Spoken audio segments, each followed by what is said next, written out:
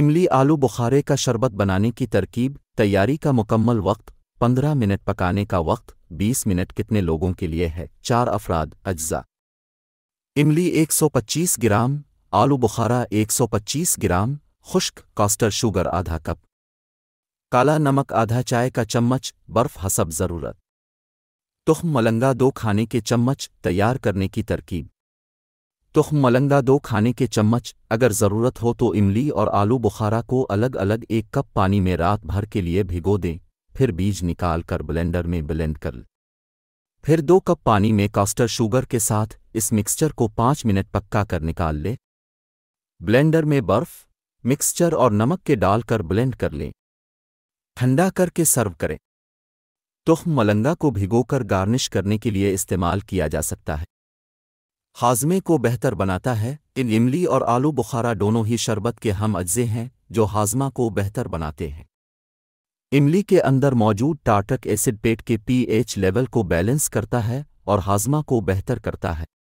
आलू बुखारा में पाए जाने वाले फाइबर भी हाज़मे को मुनज़्ज़म करते हैं। हेड स्ट्रोक से बचाता है। गर्मी के मौसम में इमली आलू बुखारे का शरबत पाइन से हेड स्ट्रोक से बचा जा सकता है। इसमें मौजूद इलेक्ट्रोलाइट्स और ठंडा जिस्म को ठंडा रखते हैं और पानी की कमी से बचाते हैं। विटामिन सी का माखज़। इमली में विटामिन सी की अच्छी मुक़द्दर होती है जो क़ुव्वत मुदाफ़त को बढ़ाता है और इन्फेक्शन से लड़ने में मदद करता है। एंटीऑक्सीडेंट्स से भरपूर। इमली और आलू बुखारा दोनों ही एंटीऑक्सीडेंट से भरपूर होते हैं जो फ्री रेडिकल्स को बेअसर करते हैं और सेल को नुकसान पहुंचाते हैं। क्या तरह से ये शरबत बुढ़ापे को रोकने में मददगार हो सकता है? कब्ज़ को दूर करता है।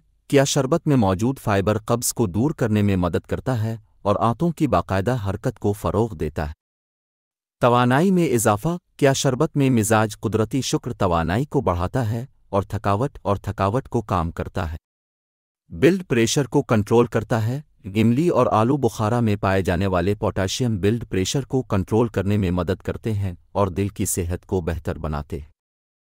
खून की कमी से बचाता है। इमली और आलू बुखारा में मौजूद आयरन की कमी खून की कमी से बचाता है और खून की कमी को दूर करता है।